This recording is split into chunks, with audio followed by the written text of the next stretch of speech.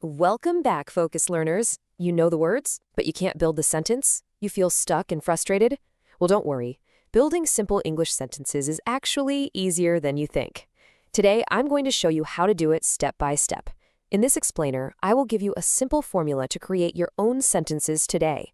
No more stress, just clear steps to finally start speaking with confidence. You know, it's incredibly common for Francophone learners to memorize these massive lists of vocabulary, but then completely freeze up when it's time to actually speak. It's like you have all the bricks, right? But absolutely no blueprint. Okay, let's dive into this. Why does this happen? Why do we just freeze? First off, you are definitely not alone in this. Distraction, frustration, they are just huge barriers when you're wrestling with grammar. In fact, modern language teaching focuses heavily on mindfulness, just to help students overcome this exact mental block. So the stress you're feeling, it's totally real. But the good news is, it doesn't have to be permanent. To beat that frustration, we really need a complete paradigm shift. I want you to forget that complex, confusing web of translations. Instead, start thinking of English as a simple Lego game. Seriously, we're going to use a structural approach that relies on just 3 basic building blocks: subject, verb, and complement. That is literally it. And this brilliantly illustrates our visual blueprint for the Lego method. Look at how incredibly logical English can be. You stack the first block, the who. Then you just snap on the second block, the action. And finally, you complete the whole structure with the third block, the object. Let's break these down one by one so you can start building sentences right now. So the first block is the who. Who is doing the action? Use simple pronouns: I, you, he, she, we, they. This is your very first Lego piece. Once you put this down, you are already 1/3 of the way to a complete sentence. Now add an action. Start with high-frequency verbs like, want, eat, go, or work. For example, I want, or she likes. See? The structure is already taking shape right before your eyes. Finish the sentence with an object. This is the final Lego block that completes your idea. It gives you the context. You just snap this final piece onto the end, and boom, you've got a fully constructed, structurally sound English sentence. I want a coffee.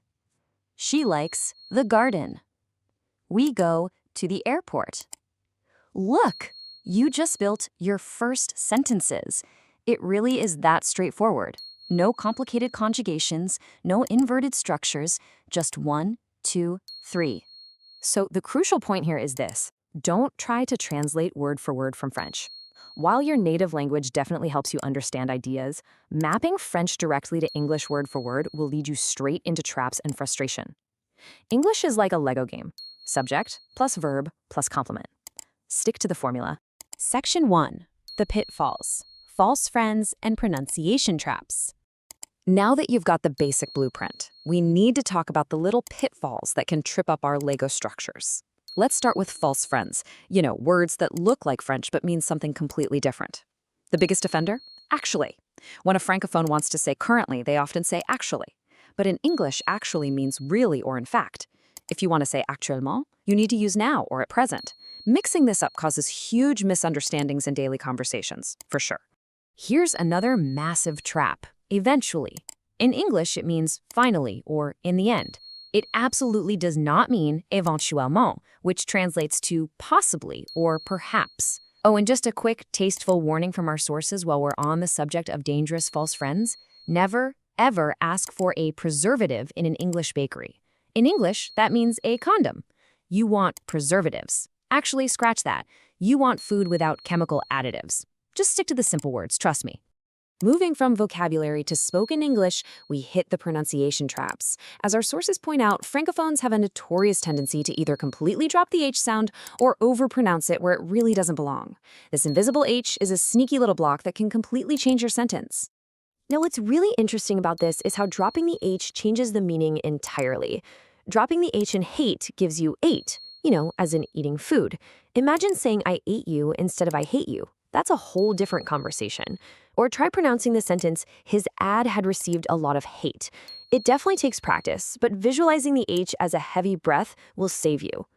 Next up, we have the battle of the vowels, the short I versus the long I. Francophones often default to a long I sound for everything, but a short I is rapid, with your mouth slightly open. If you don't differentiate, Hit becomes heat, and fit becomes feet. To master the short I, just keep your jaw relaxed and make the sound really short and crisp. Then we have the sh versus ch sound. The sh is just like the French sh, super smooth and continuous, like ship or shore. But the English ch has a hard t sound right at the front of it. Without that tiny t sound, you might ask someone to pass you a boat instead of a French fry. Imagine asking for a ship instead of a chip. And finally, the ultimate pronunciation boss, the tricky TH. Whether it's voiced, like in the, or voiceless, like in think, you absolutely must place your tongue slightly between your teeth. It is not an S, and it is not a Z. But listen, if you struggle with this, please do not let it stop your Lego building. Context usually saves the day anyway. Okay, let's do a quick mindfulness check. Take a breath. Remembering false friends and pronunciation rules can feel super overwhelming, but making mistakes is a totally normal, expected part of the Lego building process. The whole goal here is effective communication, not absolute perfection. If your Lego tower leans a little to the left, hey, it's still a tower. Let's move to and see how this builds into real-world application. We call this task-based learning. Keep it short, keep it simple, and don't be afraid to make mistakes. That is your mission.